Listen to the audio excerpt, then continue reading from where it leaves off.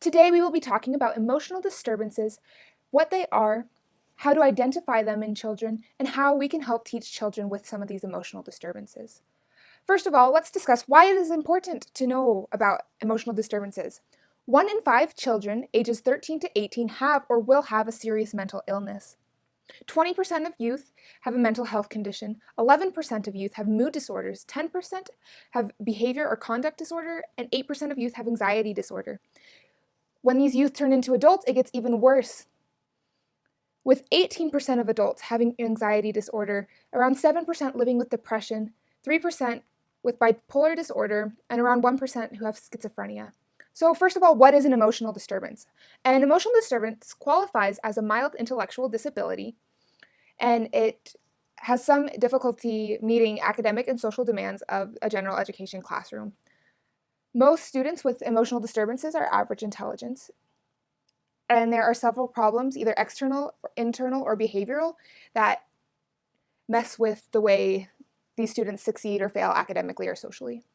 And the most common emotional disturbances are anxiety disorder, bipolar disorder, conduct disorder, eating disorder, obsessive compulsive disorder, or psychotic disorder. So let's first discuss anxiety disorder. This is one of the most common emotional disturbances that you will see. Anxiety is a form of stress that affects the way people see the world around them. Anxiety is an umbrella term that refers to distinct disabilities that share the core characteristic of irrational fears. So for example, PTSD, OCD, general anxiety disorder, social anxiety disorder. And I have really bad social anxiety disorder, so I can see how anxiety affects schooling, and I sucked at school because I was too worried about the social aspect and being around people and what to say, and so I failed tremendously, and I had to homeschool so that I wasn't affected by being around people all the time. The major impacts on learning with anxiety disorder is it will cause a student to struggle academically and or socially. Children are so worried about what's going on, and they think irrationally about everything, that the child with anxiety is going to shut down, and it's going to cause them more emotional distress, and they're going to be too busy worrying about their own thoughts, and they're not going to want to do anything revolving education or academics. The next disorder is bipolar disorder, and it is a manic depressive illness that causes dramatic mood swings from overly high and irritable to sad or hopeless. This pattern happens often with periods of normal in between, and severe changes in energy happen. Children with bipolar disorder are often highly gifted, but have a difficulty keeping attention or transitioning in activities. And medication may make these children sleepy or cause cognitive difficulties. Often, children with bipolar disorder struggle to keep organized, break down concepts, and accomplish tasks. Conduct disorder refers to a group of behavior and emotional problems in children. Children with conduct disorder have great difficulty following rules and behaving in a socially acceptable way, and usually these ways that they behave are very negative and rude. These children show aggression to others and are often bullies. They behave very negatively, which causes them to get in trouble a lot at school. These children are often antisocial and struggle to be accepted by their peers. When it comes to eating disorders are characterized by extremes in eating behavior, either too much or too little, and it creates distorted feelings about body shape. Anorexia and bulimia are the most common eating disorders.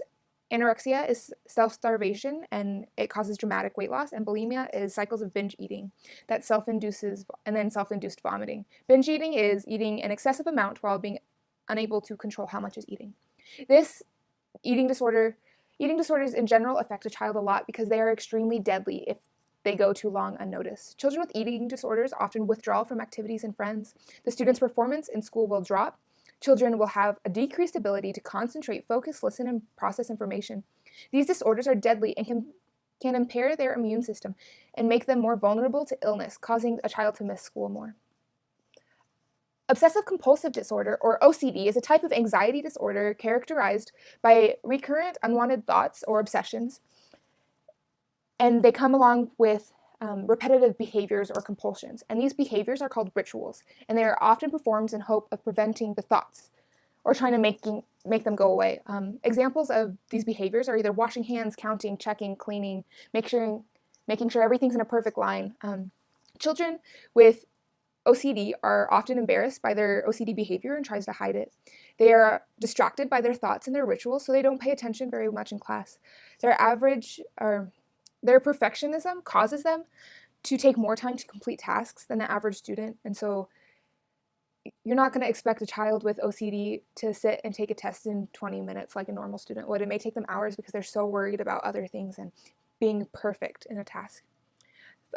The last disorder is psychotic disorder, and this is an umbrella term used to refer to severe mental disorders that cause abnormal thinking and perceptions. Most often are delusions or hallucinations.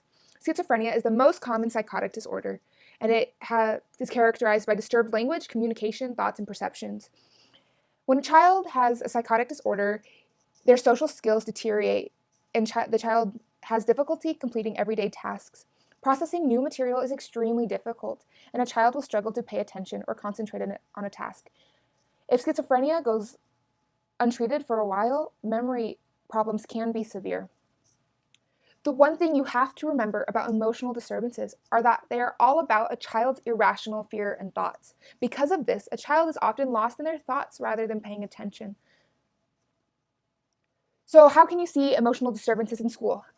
Emotional disturbances are often mistaken for ADHD, so it is difficult for teachers to catch. When it comes to academic characteristics, there are severe learning deficiencies, short attention spans, and little motivations for academic learning. When it comes to the social side of things, a child with an emotional disturbance cannot make or keep friends. They have an impaired ability to build interpersonal relationships with peers and teachers, and they repeatedly engage in fights or misunderstandings.